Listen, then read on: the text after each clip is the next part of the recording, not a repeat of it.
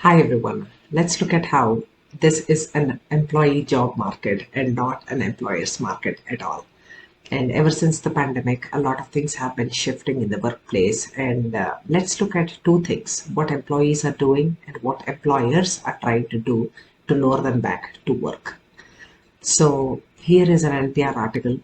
Once again, I'm going to post all the links that I'm talking about here in the link below for the video. The idea of working in the office all day, every day? No thanks, say workers. So let's look at a few highlights from this article. It's amusing how employees are thinking and how it is shifting what employers are doing. So this gentleman right here, he says he has adapted well to working from home and he is finding it a lot efficient to live his life this way with multitasking during virtual meetings, using the time to process data. So there's no obvious distractions from coworkers. There are no coffee breaks that he doesn't want to have, and he can use his time the way he wants to. So again, he says nothing will change other than having a couple of snacks in our office and having a few in-person meetings. So once again, if you see, but what for those who have an option? So a lot of jobs don't have the option to work from home, but those of them who have the option, it is now evident that it is feasible and even beneficial to the employees. Of course, we are talking from the employee's perspective right now. So Elon Musk had recently sent an email in June saying that remote work is no longer acceptable.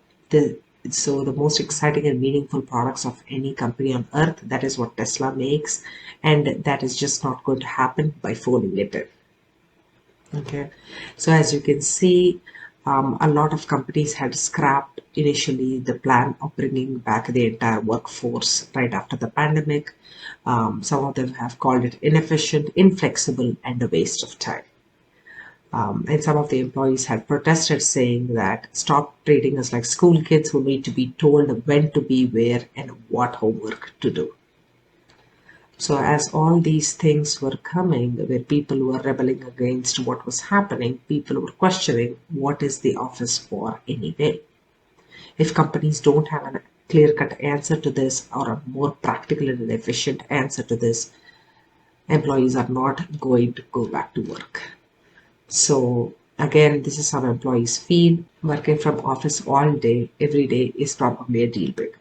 So this is how employees are thinking. Let's go back and see. Now let's go and see what companies are doing. So here is a CNBC article. How companies are shifting their office spending to lure reluctant workers back. So let's see what is happening from the employer's perspective. So since flexibility has become the buzzword, a lot of us have gotten used to the fact that we can work from home. There's a lot of flexibility and a lot of chance to multitask and get a lot of things done according to our own timeline. This is what is happening. So a lot of employers are understanding that maintaining personal time along with the working from home has come as an advantage to a lot of employees. So if you see this article right here, it says companies have now decided to call their offices as collaboration destinations. Collaboration destinations are where you might work from home on days, some days when you're catching up on work and emails. But when you come to the office, they can serve as a space that is all about connection. So offices want to have a lot more open spaces, collaboration spaces, conference rooms, meeting rooms, break areas where people can get together. So they also want to prove that connection is very meaningful. And of course, collaboration is meaningful because as human beings, we live in the context of our social interactions. Only in a group we can form our identity and understand what we are in relevance to others when compared to a role in the when compared to the role in the office versus our home or at school or in context with how we are as mothers, parents, children, sisters, daughters. That is our social context that defines who we are. So connections are meaningful, and that is what employers are trying to tap into.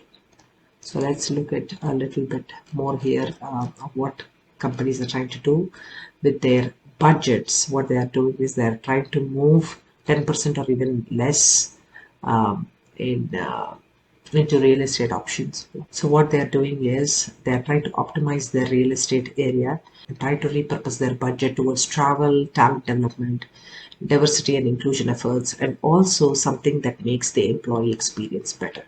So as you can see, it's all about the employee and trying to make him or her happy so that they are retained and they love their workplace and continue to work there.